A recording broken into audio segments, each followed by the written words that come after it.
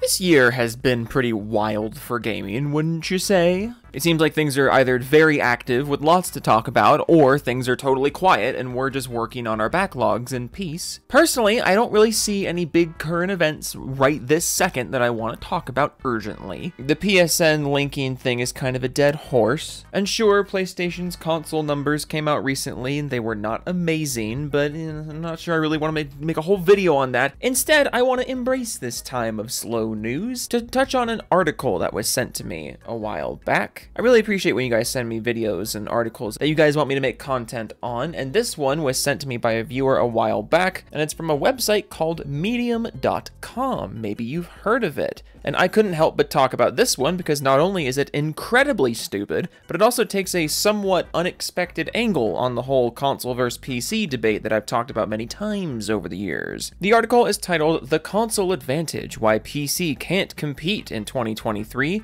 which I think is an interesting title because the article was published on December 9th of last year, so surely you could have just said 2024 in the title because at that point 2023 was basically over. But there I go again, expecting game journalists to have basic situational awareness. Now, full disclosure, this is a very long article, so I might feel the need to jump around a bit because I can't make you guys just sit through the entire thing, especially since this author does the annoying game journalist thing, where like 50% of what they say is perfectly inoffensive, but then the other 50% is some of the dumbest things you've heard in the last 2 weeks at least. And naturally, the 50% reasonable things that they say is basically all front-loaded at the beginning of the article, so I think we're just going to start this thing like a third of the way through-ish, but you know, still hunker down because yikes. So again, the article is titled "The Console Advantage: Why PC Cannot Compete." But also, one last thing, before we start the article, I want to show you how it concludes, because the author was very clever to put this little tidbit of information at the very end of a very long article. Hidden in the last few sentences of the article, the author writes, quote, "My most recent gaming PC is/was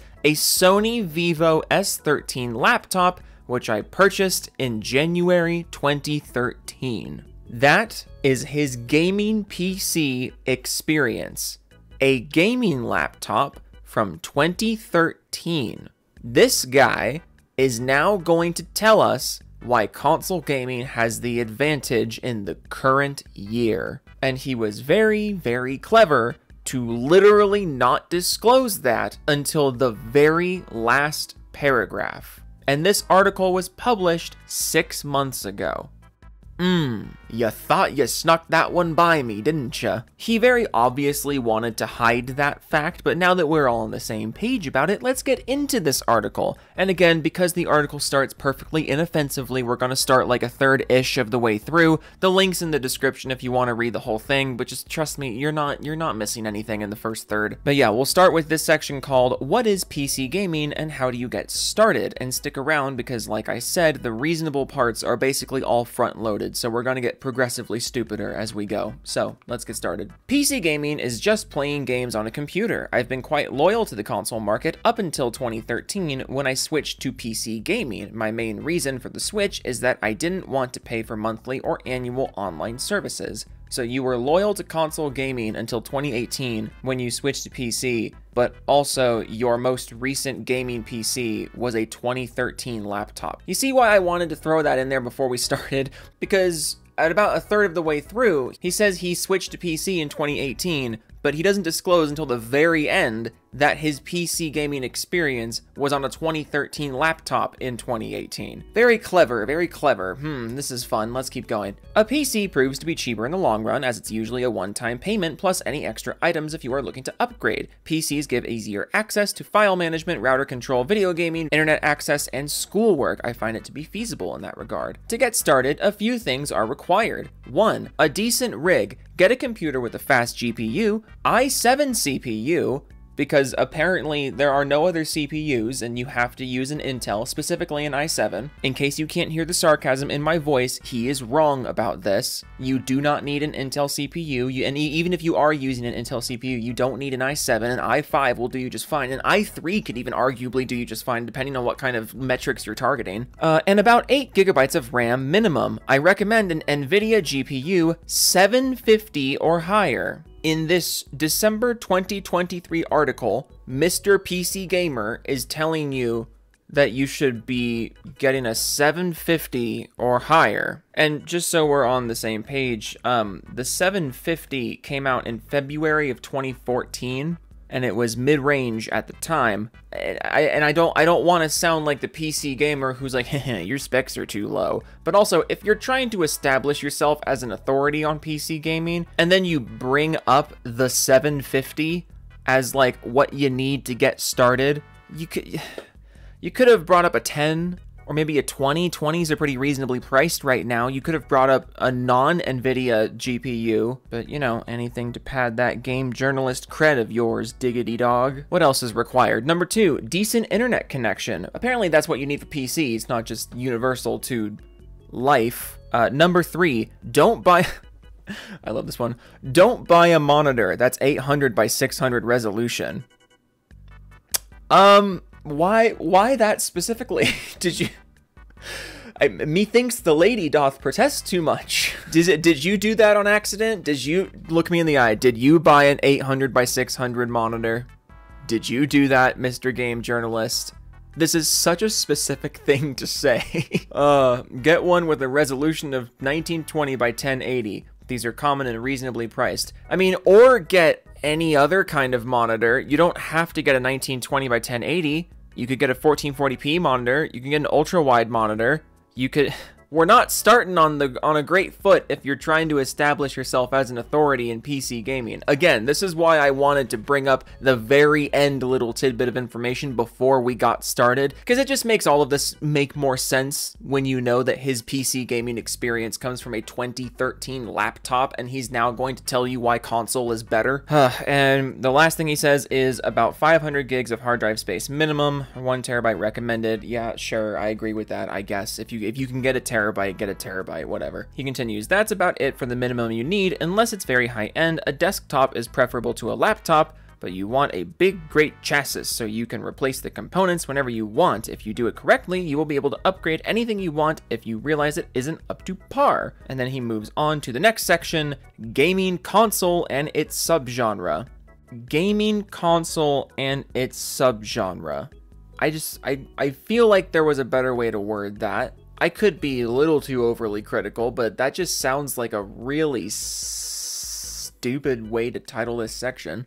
A gaming console is a specialized electronic device designed primarily for playing video games. It usually connects to a TV or monitor and allows users to play a variety of video games, including physical disc-based games and digital downloads. The PlayStation, Xbox, and Nintendo systems are all popular gaming consoles. They often come with dedicated controllers and have hardware optimized for gaming performance. Ooh, yes, we're bringing up console hardware optimization right out of the gate. This will be lots of fun, because we know the consoles are just so wonderfully optimized for gaming. There is also a console subgenre for Xbox versus PlayStation versus Nintendo. Here are some simple explanations. Please keep in mind that all of these consoles include online play.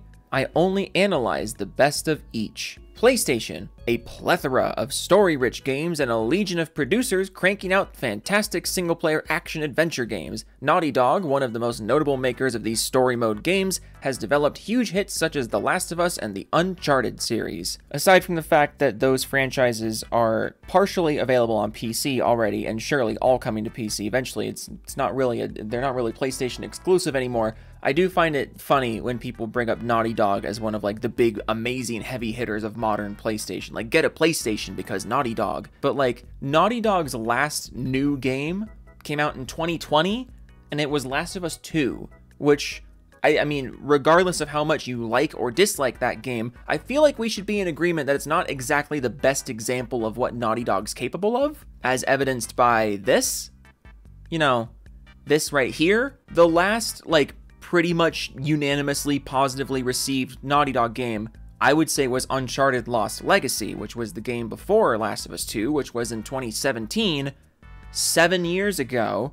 I feel like Naughty Dog isn't really a great selling point for PlayStation in the modern day, but that's just me. 2, Xbox. Xbox is largely used for online gaming. Xbox Live is an excellent and easy way to connect with friends, and you know, you have to pay for it for no reason at all, but we won't mention that. Only a few exclusives, like as the Halo series, remain prominent on PC. What? What does that mean? Only a few exclusives, like as the Halo series, remain prominent on PC. Are you saying that there's only a few Xbox console exclusives, or are you saying that only a few Xbox exclusives are prominent on PC, which shouldn't even be relevant to the conversation if you're talking about Xbox the console? But I guess we'll move on. Nintendo, best recognized for its amazing family-friendly games, Nintendo has produced a wide selection of well-known titles, including the Pokemon series and Super Mario Bros. A true vintage developer. I can live with that description. We'll move on for the sake of timing. As we explore the gaming scene, it becomes evident that many gamers lean towards consoles over PCs. Understanding why PC gaming is worse than consoles sheds light on the evolving preferences in today's gaming community. And I guess moderately awkward timing there because, like I alluded to at the beginning of the video, PlayStation, widely seen as the console market leader, is not doing too hot with hardware sales. I mean, the console market as a whole is just not doing too hot in terms of hardware sales, while the PC market is thriving and growing. But yes, let's just keep talking about the fact that many gamers lean towards console over PCs. And just keep saying that while you can, I guess. Next section, PC gaming versus console gaming. Another topic is exclusives. Besides the PC gaming versus console gaming war, let's explore this. The upfront cost is generally larger for PCs. Consoles are cheaper to start with. However, over time, a PC is less expensive because blah blah blah blah. Skipping over this section because it's a nice little beacon of reasonableness that we're going to throw in the trash immediately, because right after this list, he comes to a new point, which is, in general, there are 3 reasons to choose a console over a PC. 1, you don't have much money and don't have the time to save. You want to play now. Then a console will be better because it's cheaper up front. Yes, don't have patience. You want it now, so get a console now instead of saving a little bit and getting what you admit is the cheaper platform. If money is an issue, don't get the cheaper platform, is what you're saying here, because the initial price tag is smaller. Like, this logic doesn't make any sense to me. You want to play right flippin' now. Okay, download Steam on your laptop and play some games while you save money. Because you yourself admitted and agree that the PC is a cheaper platform in the long run. But now you're saying for the money-conscious buyer, they should get a console anyways, even though you agree it's more expensive. Ugh, okay, let's just move on. Number 2, you don't buy games often, you just stick to 1 or 2. Then you won't benefit from the insane PC game sales, so why not purchase a console? Which is the dumbest thing I've heard in a while. Like, who cares how often or how frequently you buy games? Like, the games are not watching you to make sure that you're buying stuff frequently. If the games are cheaper on one side, it doesn't matter how frequently you buy them, they're going to be cheaper. Like, what is this argument? And number 3, you want to play multiplayer FPS games with the controller. Oh.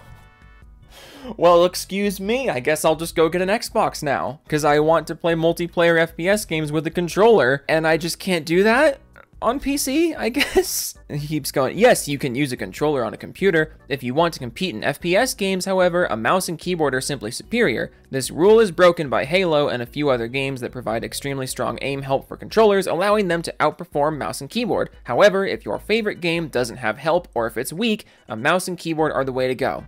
How in the universe was that actually an explanation as to why you should play multiplayer FPS games with the controller on console instead of on PC? Like, you know, crossplay exists, right? Basically what you're trying to say here is that if you want to play multiplayer FPS games with a controller and you don't want to deal with mouse and keyboard users, you just want to play with controller users, then you should get a console instead of a PC. Never mind the fact that a pretty large percentage of multiplayer FPS games nowadays have crossplay between console and PC, and also have native mouse and keyboard support on the console versions. So you're not actually avoiding mouse and keyboard on the controller anymore. It's less common, sure, but it's still common enough for this logic to not actually make any sense. Basically what you're saying is you should play the game with worse performance on the console because there will be less mouse and keyboard users on the console, and you really just have to use the controller for an FPS game. Never mind the fact that using a controller in an FPS is just sacrilegious on its own. But if you want to use a controller in an FPS game, just plug a controller into your PC. What's the problem? Basically, every FPS on PC has controller support, aside from, I guess, Counter-Strike. But even then, I'm sure there's ways to get controllers working on Counter-Strike. I was playing Valorant with someone on controller the other day. It was bizarre to watch, but I mean, I now have firsthand visual confirmation that it's doable. Like, this just is not a reason to go to console over PC. It just factually is not a reason. We're gonna skip ahead a little bit here to the next main section here. Why console is the first choice of a gamer? As we weigh the pros and cons of gaming options, the fundamental question persists. Why is PC gaming worse than console? Because you've done such a great job explaining that yeah, naturally that's the fundamental question that persists. It just keeps persisting because of how well I've explained it. If they released the game in the same form that they released on console, with the same graphics, the same FPS limits and everything, PC gamers would show up with pitchforks and torches and set fire to the studio. Yes, because PC is capable of more, so get more out of it. We're on PC because we don't want to be on console. If you turn the PC experience into a console experience, yes, we're going to be annoyed at that. That's not PC gamers just being angry with pitchforks and torches and setting studios on fire. That's studios not using the hardware properly, and we paid for the hardware, and other companies are using the hardware properly, so why can't you? You know? Because unlike a lot of console gamers, when it comes to performance metrics and hardware and whatnot, PC gamers tend to have standards.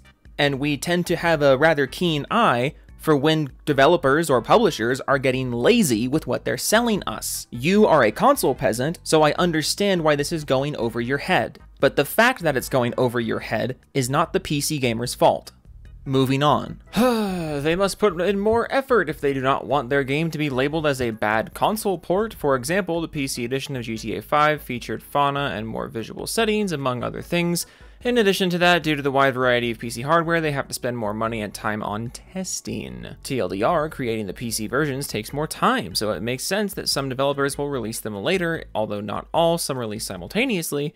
Crap doesn't happen on consoles. You only have one account for the system and that's it. Why are we talking about accounts for systems? Where the fuck did that come from?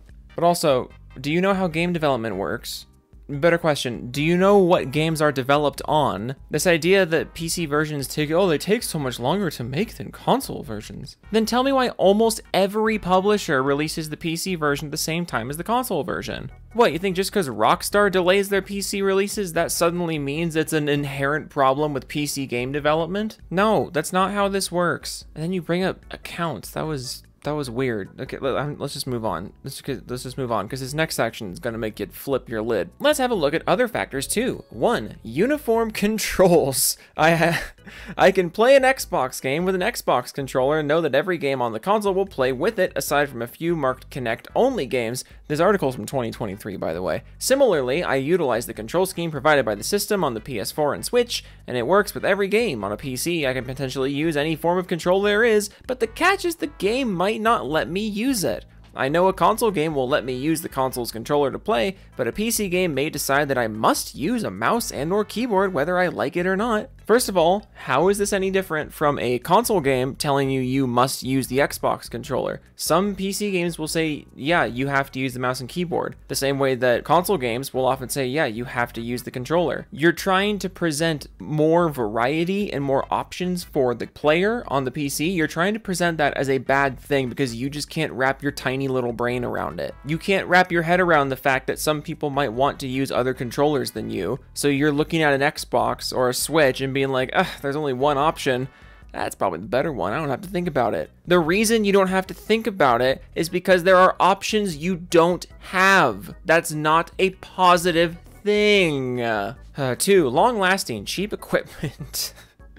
Oh boy. You can buy a console and be confident that it will continue to play games published 5 years later. A computer with equivalent components could potentially be cheaper or more expensive, but they sure as hell are not playing games 5 years later at the same performance. High-end equipment lasts longer, but a long high-end computer part can cost more than an entire console. There are so many things wrong with this. First of all, this is the same dude who, when he said what you need for a PC, this is what he said. This is the dude now saying PC tech doesn't last more than 5 years. This is the dude saying that. But also, I'm failing to see what the actual point you're making here is, because there is no actual point you're making here. You're trying to say that because the console is available and has games for more than 5 years, that means that it will look, oh, it's a great long-lasting piece of tech. Never mind the fact that games run like ass on the consoles when the consoles come out, and they continue to just get progressively worse. Why do you think they come out with pro versions of consoles? Meanwhile, on the PC, the existence of things like graphics settings let you fine-tune a game to whatever resolution or whatever graphical quality that you want or what that you may be comfortable with, and that means you get way more longevity out of your hardware. If you're still playing at 1080p, I would argue that the 10 series and the 20 series are still perfectly great cards for you because you're playing at 1080p. And those cards came out well over 5 years ago. You also have to consider what kinds of games people are playing. Not everyone is playing super hyper realistic looking games all the time, and therefore they're not actually going to need super high-end equipment to play games and be happy with them. This is the same platform that has kept games like Counter-Strike and Team Fortress 2 in the Steam top 10 for like 20 years now. This is the same platform with a giant indie game marketplace, and indie games on net are not very demanding to run. And I find this so funny because earlier in this article, you said that in the long run, PC is cheaper, and part of the reason for that is because you don't have to buy hardware except when you want to. But now here you are saying that consoles are more long-term? If consoles are more long-term, how is PC the cheaper long-term platform? You can't even keep your own stupid story straight. Ugh, number 3, you buy it and that's it. You don't have to spend days or weeks researching what parts to buy, assembling it, or navigating swarms of NVIDIAs, Intards, AM dummies. Just buy the system. Not to mention that a console requires little upkeep compared to PC, which requires everything from driver upgrades to malware scans. Driver upgrades take like 5 seconds and you do them voluntarily. Malware scans are usually done automatically in the background. You don't even have to manually do those. And I'm so tired of this stupid point in the debate. You're presenting aspects of a more technically advanced platform and using them as a negative. No, they are differences. Aside from the fact that you don't have to constantly be upkeeping your PC, there is potential upkeep on the PC because there is more to it than a console, and because there is more to it than a console, it is a better product. Regardless of how you want to present the information, if you present the information as in a shitty tone of voice, that doesn't change the fact that there is more going on the PC because it is a better product for you. Simplicity is not your friend in a piece of gaming hardware, because simplicity in gaming hardware is what gets you 30 FPS caps and sub 1080p resolution in 2024 for $70. Ugh, I'm getting really tired of this article, and I kind of don't want to read it anymore. I'll skip ahead to the screenshot that I used to open this video. And reminder, this is how the article ends. He concludes all of his findings and says, "Here's my experience. I was always catching up on the PC, investigating specs, patches, upgrades, cooling solutions, frame rates, and so on. I enjoy playing with my computers and have learned a lot as a result. However, I believe I spent more time maintaining and improving my computer than I did gaming. That is a personal problem. If you can't handle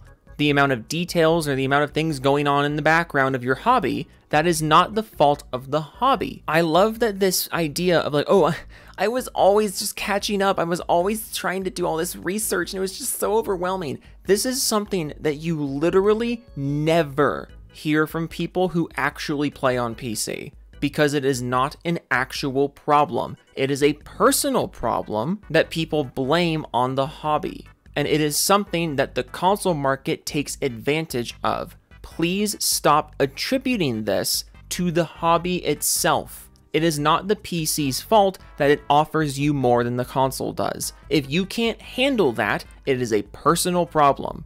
He says, "As my machine aged, the graphics worsened." Yeah, apparently that's something that only happens on the PC. Console games that come out today are looking and running just as amazing as they did in 2020 when the consoles came out. Didn't you know that? Hardware only deteriorates on the PC. Consoles, nah, those stay fucking legendary forever. My most recent gaming PC was a Sony Vivo S13 laptop, which I purchased in January 2013. Again, the fact that you published this is fucking ridiculous.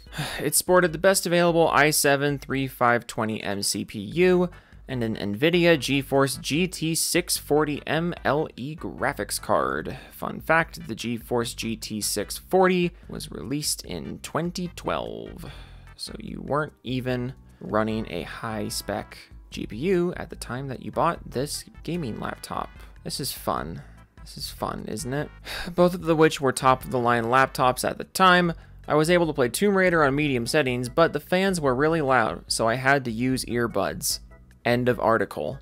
That's how he ends his article, is by saying the fans on his laptop were really loud and he had to use earbuds. This was painful. Oh, also, I'm sure you probably noticed this by now, but he said Sony Vivo, but he said Sony Vivo S13 laptop. I did a little digging. He meant Vio. He meant a Sony Vio laptop. The Sony Vivo S13 does not exist. But, you know, why would we do any kind of, you know, fact checking? Why would we do any proofreading? You're already a journalist. They already gave you the position, so why would you try anymore? God, this one sucked.